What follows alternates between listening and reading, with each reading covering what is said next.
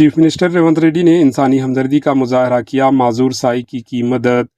ریاست تلنگانہ کے وزیر اعلیٰ ریونت ریڈی نے انسانی ہمدردی کا مظاہرہ کرتے ہوئے اپنے بیٹے کے لیے موت مانگنے والے ارکان خاندان کی ہر ممکن مدد کرنے کا تیقن دیا،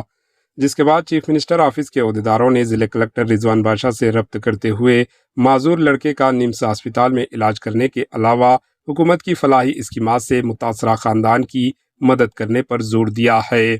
جنگاؤں بلدیہ 21ویں وارڈ کے ملیہ اور لکشمی جوڑے کا 30 سالہ معذور بیٹا سائی کی دکھ بھری داستان میڈیا میں شائع ہوئی، جس میں سائی کے والدین نے مالی مسائل، تنگ دستی اور حکومت کی فلاحی اسکیمات سے فائدہ نہ ملنے پر اپنے بیٹے کو موت دینے کی ایڈیشنل کلکٹر سے فریاد کی تھی۔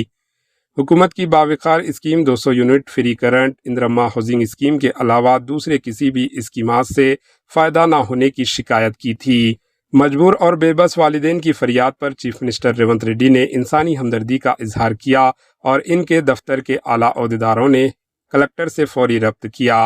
جس کے بعد کلکٹر رضوان بادشاہ نے اپنے عہدیداروں کے متاثرہ خاندان سے ملاقات کرتے ہوئے ان کے مسائل پر رپورٹ پیش کرنے کی ہدایت دی،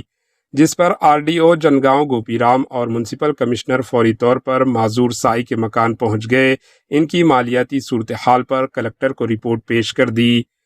ذہنی اور جسمانی معذوری کا شکار سائی کی طبی صورتحال سے بھی واقف کروایا گیا، جس پر کلکٹر نے معذور سائی کو نمس منتقل کرتے ہوئے تمام طبی ٹیسٹ کروانے کا حکم دیا۔ ساتھ ہی سرکاری قاعدے کے مطابق متاثرہ خاندان کو جس مقام پر وہ رہ رہے ہیں وہاں اندرما مکان کی منظوری کے لیے رپورٹ تیار کرنے کی ہدایت دی۔ اس کے علاوہ راجیو یوا وکاسم اسکیم کے ذریعے متاثرہ خاندان کو خود روزگار فراہم کرنے کا بھی فیصلہ کیا گیا۔ Bureau report AHN news. AHN news کے YouTube چینل کو سبسکرائب کریں اور بیل آئیکن کو دبانا نہ بھولیں تاکہ آپ کو ہر نئی آنے والی ویڈیو کا نوٹیفیکیشن بر وقت مل سکے۔